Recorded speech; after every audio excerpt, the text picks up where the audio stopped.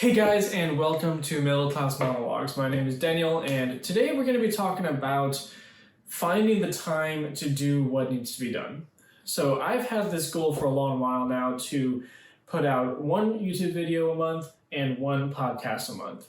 And I have yet to actually hit that goal. This is my first YouTube video, and I set that goal right about towards the beginning of July. Well, we're nearing the end of August, and I have yet to put out a video, and this is going to be my first video. I want to talk to you all about the importance of finding the time to do what needs to be done. The simple fact of the matter is there are priorities. You have the first priority, then the second, then the third, that's how they work.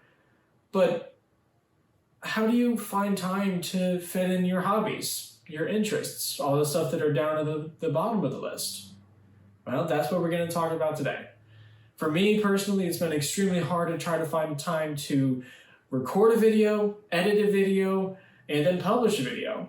I work from home. I work most of the day, and then when I get off work, I have other priorities. I have other stuff in line to do before a video. But I want to do the video. So where does it come in? Where does we find the time? Right now, as I'm recording this, it's a Sunday afternoon. We went to church this morning, and then we had lunch, did some errands, and now we're home, and I found some time. But I didn't find the time. And let me explain that. I didn't just happen upon this time. It's not a fluke. It's not an accident. It's purposeful. My wife went into the other room, and she said, "You have time. Go do it. I'm giving you the time." I thought to myself, oh, okay, but there's this chore that I could do. There's this chore I could do. But I'm here. It's not about finding time. That's such a misnomer. There's no such thing as finding time. You have the same amount of time every single day. But what's not the same every day is how you use your time. Whether you use it for work, for school, for chores, all those other things, or whether you use it to have some fun, to play games. There's a balance of both. There has to be. You have to work to provide for your family, in my case, and yet at the same time, you need to have some time for yourself, to spend on hobbies, spend on your own interests, to make a YouTube video. It's not easy. It's not easy to be able to sit in here and say to myself, oh, you know what? I'm allowed to do this. I'm allowed to make a YouTube video. I'm allowed to take this time to edit it, to publish it, even though I probably won't see any return on this video. Well, yeah, that's difficult. That's hard. But is the payoff going to be worth it? That's the question I'm asking myself. Is the payoff going to be worth the time that I'm invested into it? Eventually, I think it will. I'm hearing many success stories out there about people who start a YouTube channel, who start a podcast. And yeah, I'm about 2 years behind the curve here, but still, I'm starting. That's the importance of getting started. That's the importance of creating time, using the time that you have wisely, even though you may not have an immediate payoff. You may not have an immediate gratification, but you'll have a delayed gratification. You'll be preparing yourself for that payoff, and you'll be building that payoff as you go. One of my interests is photography, and it's been an interest of mine for about 9 years now. It started borrowing my grandma's DSLR, and now I have a camera of my own, and I enjoy it. But I don't have the time to go out and do street photography or plan trips to exotic locations to get landscape shots. I don't just naturally have that time. But something I've done recently is I've started a 365-day challenge, wherein I take a picture and I post every day. And for one full year, 365 days, I take and post a different picture. And I'm doing this as an exercise to keep myself going, to keep myself interested in those hobbies.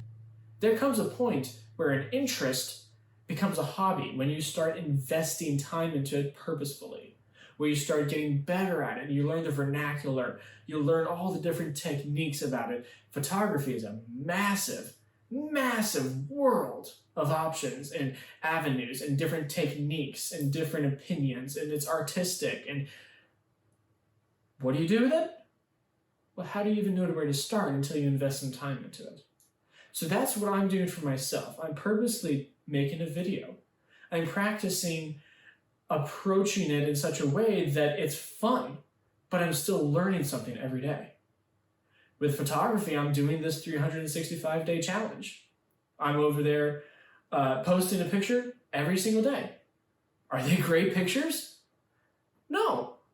Are they good pictures? I personally think they're pretty good, but I know they could be so much better. That's why I'm doing this, to improve myself every day and to make myself just that one step higher every day, that one step better. Getting back to the topic, how do we find the time? How do we create the time? It's give and take. Do you get up an extra half hour earlier in the morning? Do you stay up an extra half hour later at night? Do you forego doing a chore just to find that little bit of extra time? Do you give up watching a YouTube video in order to go out and make one?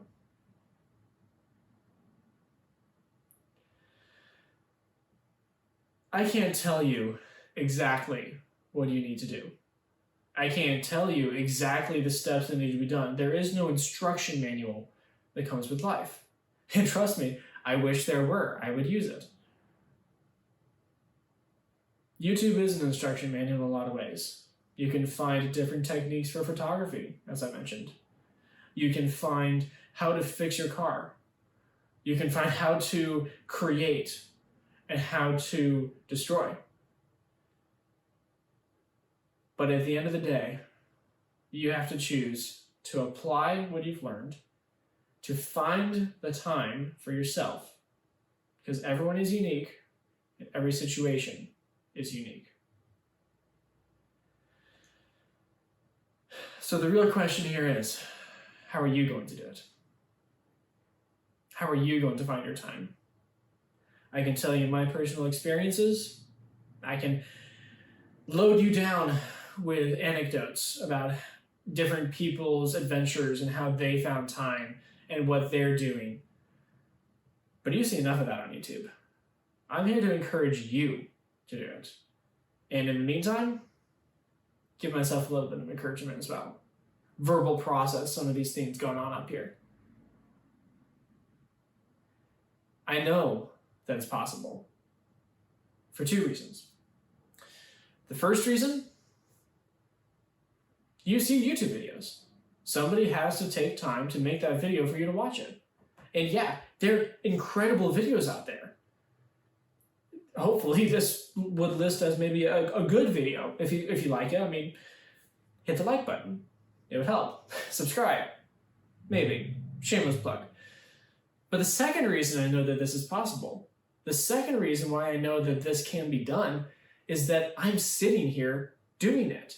I created the time.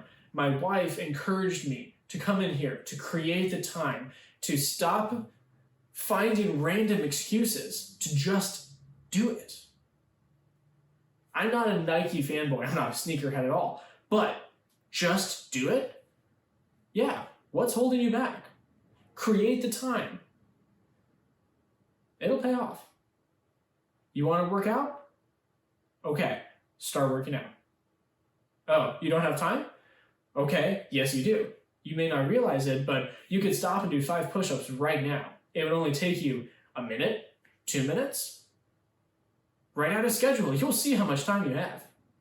And for those out there that are so much busier than that really, literally cannot afford to spare a minute, then evaluate your priorities. If that's true, then your life's already in order. Create the time. Invest. It'll pay off. Anyways, I'm Daniel. This is Middle Class Monologues. Thanks for helping me verbal process. I'll see you next time.